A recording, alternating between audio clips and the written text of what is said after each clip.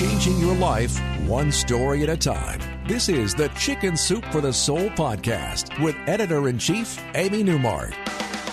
Hey, it's Amy Newmark with your daily dose of Chicken Soup for the Soul inspiration. It's Friend Friday, and today we have a special guest, my friend, Kristen Cusato. Kristen is the former Southwest Regional Director in Connecticut of the Alzheimer's Association, and she taught me most of what I know about Alzheimer's. She was a newscaster for decades, and then she left the TV business when her mother was diagnosed with a type of dementia that's not Alzheimer's, but it's called Lewy body dementia, but it has a lot of the same symptoms. And Kristen took care of her mother for years, went to work for the Alzheimer's Association because she became so passionate about helping people with dementia. Then she went back to San Diego after her mother died, and she went back on TV again. And now she's back in the field again, working for Sanford Burnham Prebys. Is that how it's pronounced, Kristen? Prebys? Yes, it is. All right. Yes, and they are actually, it's a scientific institute. One of the things they're working on is finding cures and treatments for dementia. So, Kristen, welcome so much to the Chicken Soup for the Soul podcast. Thank you, Amy. So great to talk with you. Yeah, you are so important to Chicken Soup for the Soul. So here's what happened, everybody. Kristen and I were both speakers at this thing called the Big Book Club Getaway in 2013. And I was talking about Chicken Soup for the Soul, and she was talking about the Alzheimer's Association. And as I listened to her, I was so inspired. And I went up to her and I said, we have to make a book together. And then Kristen made it happen. She put me together with the national headquarters of the Alzheimer's Association. And in April 2014, we came out with our book, Chicken Soup for the Soul, Living with Alzheimer's and Other Dementias. And it soared on Amazon its very first day. I think, I don't know, it was like number 2 or 16 or some incredible number of all books on Amazon, not just its category, but of all books, period. And Very of course, exciting. we ran out Great. immediately. It was like a huge hit. It was so exciting. And because we give all the royalties from that book to the Alzheimer's Association, we've raised tens of thousands of dollars for the Alzheimer's Association, for all the individual local chapters and for the national headquarters. So it's all because of Kristen, and we are very grateful to you for having made this happen for us. Thank you so much, and thank you for being open to it. You know, I mean, gosh, when I just started on this journey, I knew nothing. And just think about how much you learn through the process. It's just unbelievable. And so my purpose in life, I feel like now, trying to look for the good in the fact that I lost my mom early, she died at 65, is that I can maybe take some of these stories and these things that I've learned and tips and skills and share them with other people going through it, so it's not quite as painful, so the journey isn't quite as difficult as it is for so many. It was great for me because when I worked on that book, my 2 elderly parents were fine. And now, although my father does not have Alzheimer's, he is 88, and so he's forgetful, he's confused, he lives in the past, he does all of those things that happen with or without Alzheimer's. It's just a natural part of being very old. I use so much of what I learned from the book in how I manage his care, how I have conversations with him, how it makes me so much less irritated by having the same conversations over and over again. So it really has helped me. And I wanted to help our audience today by going through this amazing document that you created called The ABCs of Alzheimer's and Dementia for Caregivers, because this one document is like the Bible for us to keep us calm and to help us do a better job with our loved ones. So let's talk about it, because this was like the most important piece in the whole book. Oh, thank you. Okay. I mean, this just came to me one day, and I was going to make some sort of speech about my mom, and I was like, how can I enumerate or how can I list all these tips? And I thought, ABCs. Oh my gosh, let me run and see if that exists. And it doesn't. So it's A through Z, and it's, 26 different tips to try to, keep your wits about you and not go crazy while you're trying to take care of somebody who is going away slowly from you. So, I mean, we start with A, and A is approach with a positive attitude from the front. with a smile. Oftentimes people can, with dementia, can sense your essence and sense your mood before they comprehend what's happening, what's coming out of your mouth. So I think that's the most important part. And they mimic as well. So approach them with positivity and a smile, and then you may get a smile back. That's great. So we have 26 great tips here.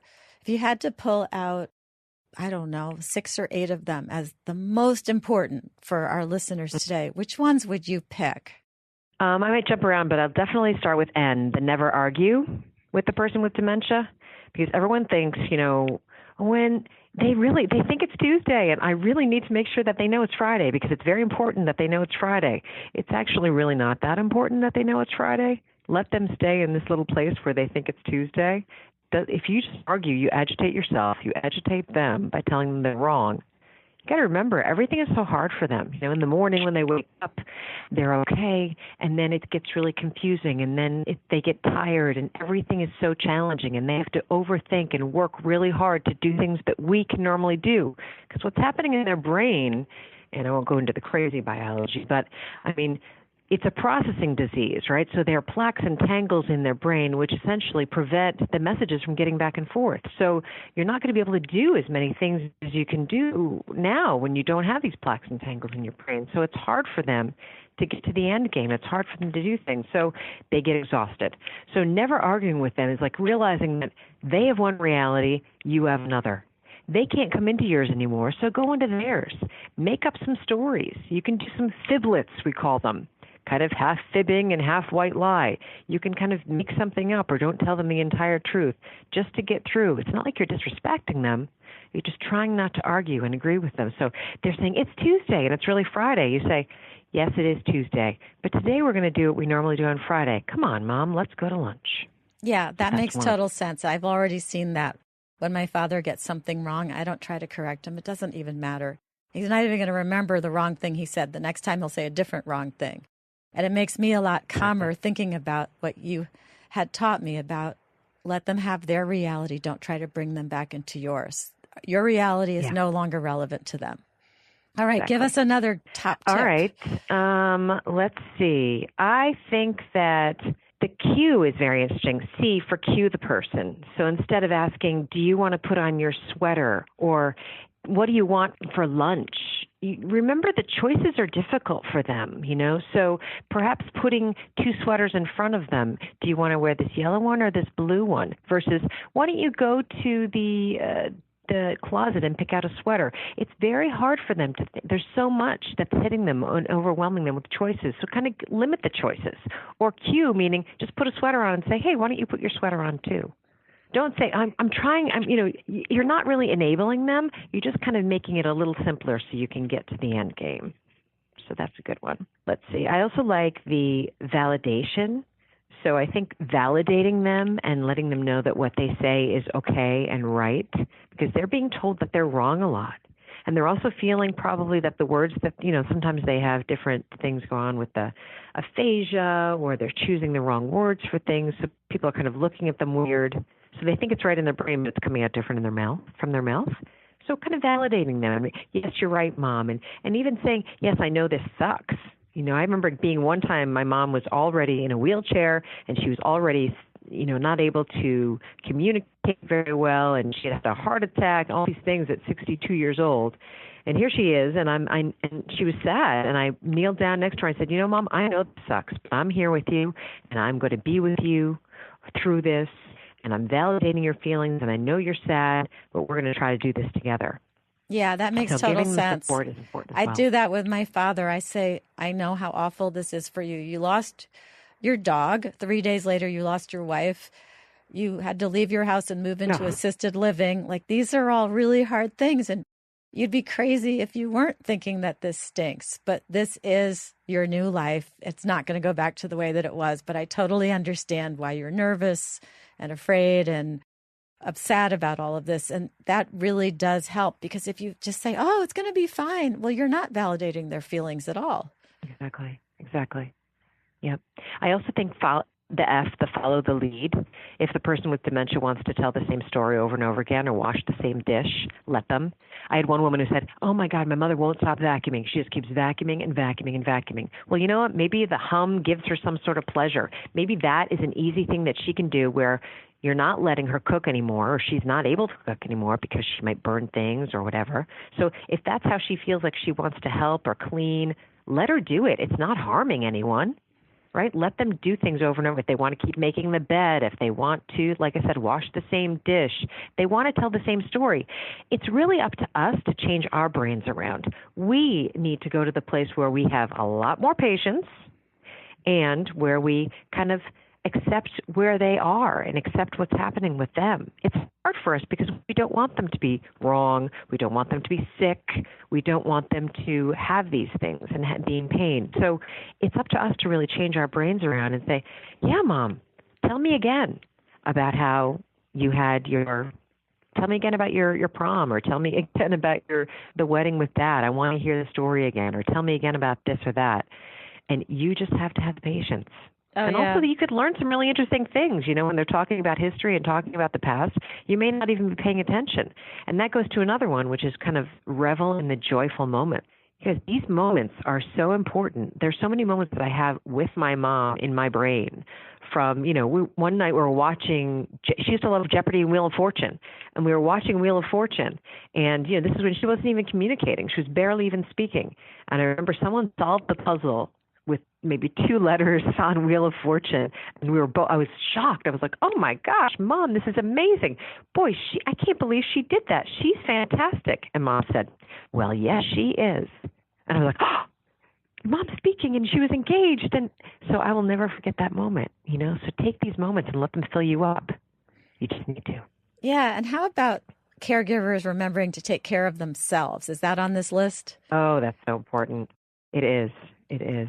It's under X. We'll excuse the E in front of the X. Because Yeah. what else did you have for under exercise? Right? and under Z's for let the person rest, and then you rest as well. And under M for mistakes. You will always make mistakes. It is so okay to do the wrong. You have to forgive yourself, because caregiving is a very hard job, and you can never be there's no such thing as a perfect caregiver. You just do the best you can. And the good thing about it is that tomorrow's another day, and the next hour is another hour. But you just do the very, very best you can and keep giving them love. But if you do not, as a caregiver, that's what it is. It's under oxygen, my dear. O for oxygen. Oh, yes. Like on an airplane, take your oxygen first. Care for yourself. Because if you're not healthy and strong, you're not going to be worth anything to your loved one who has dementia.